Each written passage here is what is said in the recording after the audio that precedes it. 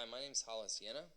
I'm going to discuss the climate change effects experienced by COVID-19 and some of the future implications of that. Climate change and the coronavirus pandemic are two topics that have occupied a lot of time in the media recently.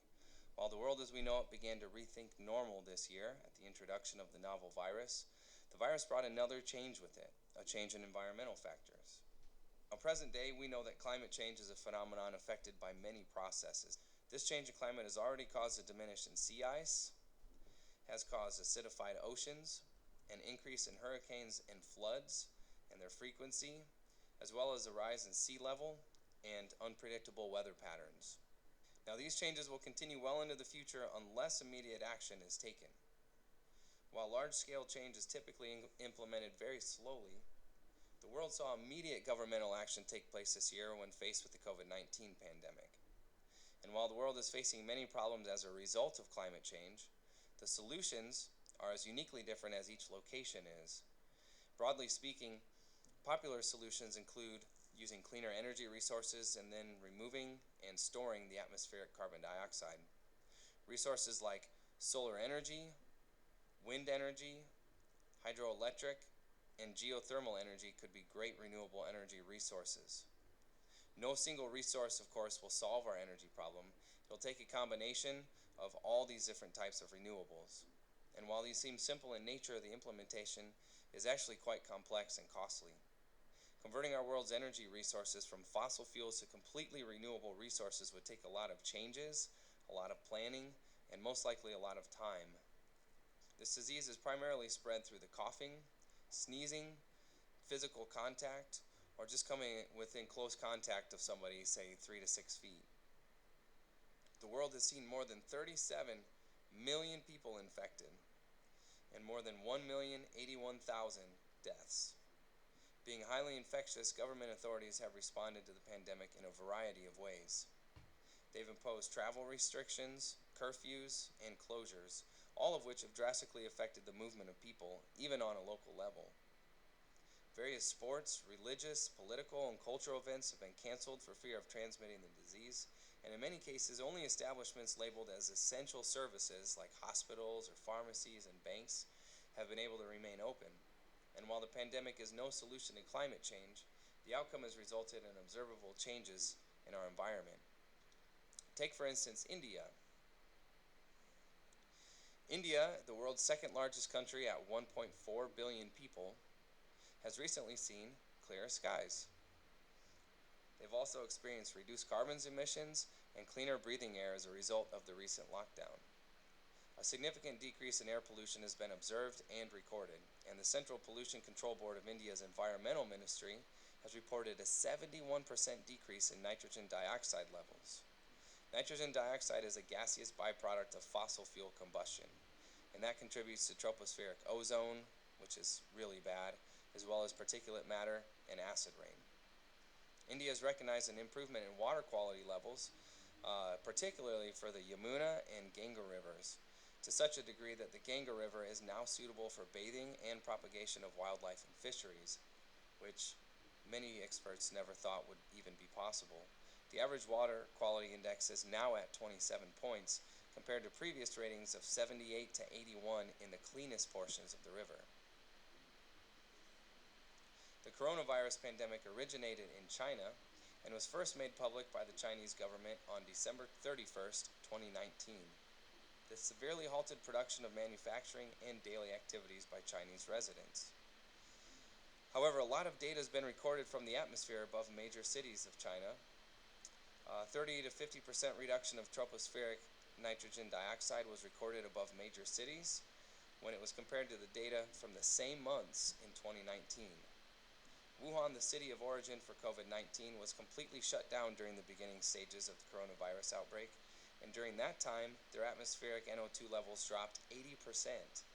China's Environmental Observation Network analyzed data through China from 1,641 operational stations in which they found similar results throughout China with air pollution levels. If you take a look at these diagrams here, on the left side, data from the urban area of Wuhan is shown from January 1st, 2019 to February 28th, 2019. This is last year's data, and the vertical red line corresponds with the Spring Festival on February 5th, 2019.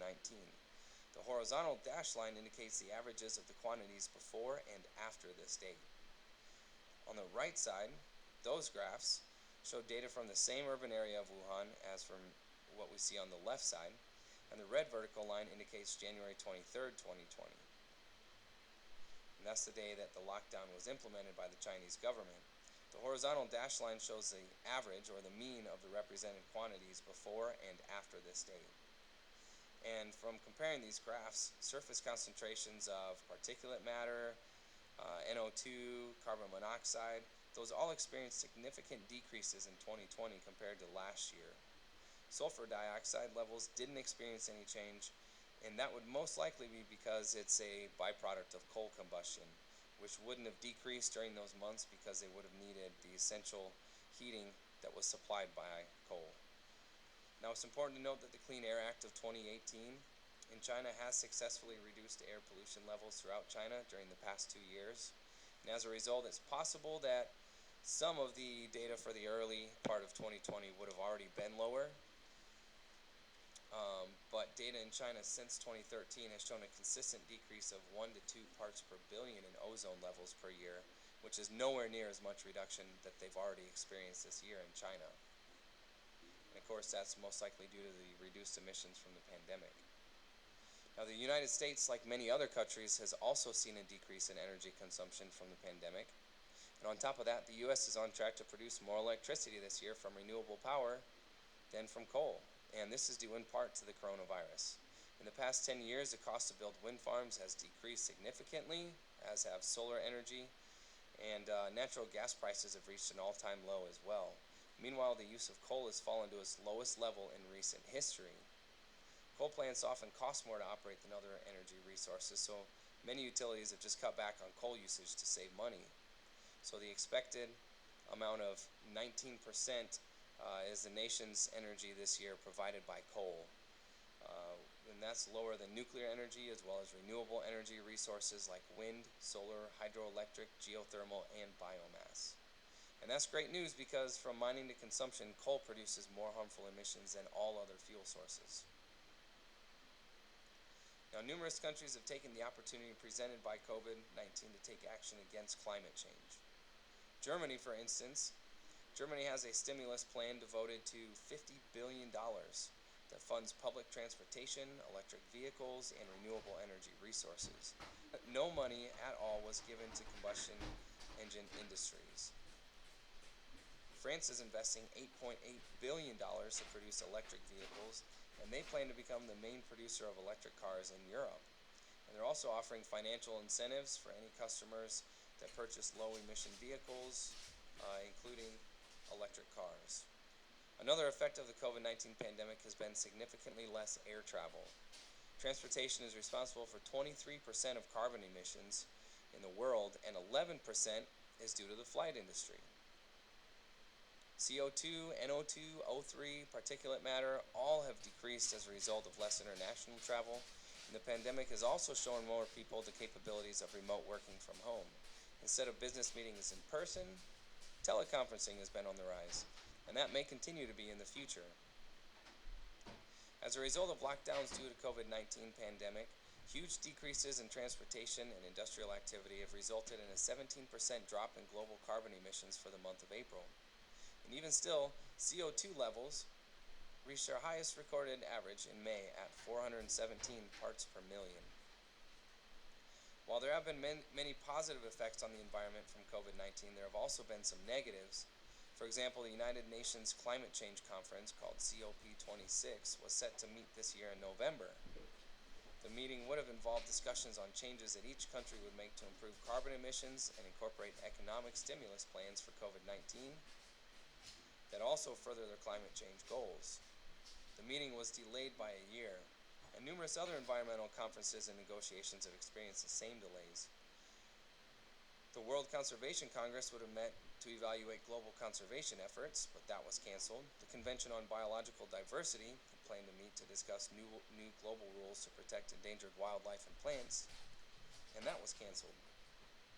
A meeting was canceled that had planned on settling the High Seas Treaty to decide upon conservation and sustainable developments for ocean biodiversity, canceled. Many opportunities to discuss climate change mitigation have been put off for another time because of the pandemic, which has slowed down legislation and plans to advance renewable energy technologies and infrastructure. Now, many governments have been focusing so much on COVID-19 that other issues concerning the environment have actually been ignored. For example, in Brazil, illegal loggers and miners took advantage of the situation, and while no one was looking, they cut down 464 square miles of Amazon forest from January to April. This land will now be burned to become suitable for cattle grazing and forever will be changed into grasslands. Apart from losing precious rainforests, the climate of the area will change and most likely result in less rain with a higher chance of forest fires. Very sensitive scientific research has been disrupted by the pandemic. Travel bans, local and international, have left many scientists unable to collect data. This includes climate change scientists as well as all other different fields of scientists. The pandemic has resulted in an increase in the use of plastics, mainly disposables. The use of gloves, masks, plexiglass dividers, and shopping bags are all on the rise.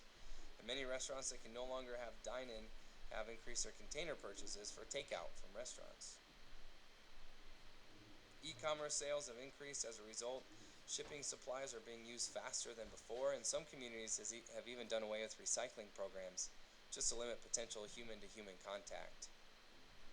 It's not really possible to tell whether or not climate change has made it easier to spread corona. However, it is known that with climate change, the world has seen an increase in infectious diseases. Many of the practices that contribute to climate change also increase the opportunities that humans have to interact with animals. And many of these infectious diseases have entered humans through animals, and it's thought that actually human-to-wild animal interactions is the cause. Habitat loss as well as agricultural practices, those are to blame for this. The MERS, SARS, and 2009 H1N1 epidemics, as well as the HIV and coronavirus disease of 2019, are clear reminders of the damage that can be caused by human-to-animal interactions. Many of the solutions that have been proposed to prevent a future outbreak will also help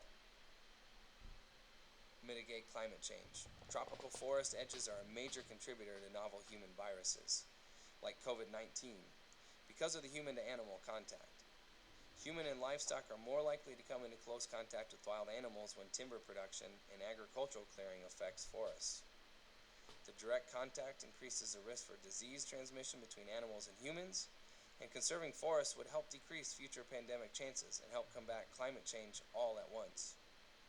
The agricultural industry inefficiently uses land and materials at a rate that contributes to climate change. As livestock numbers increase, so do opportunities for infectious diseases to be transmitted from animals to humans.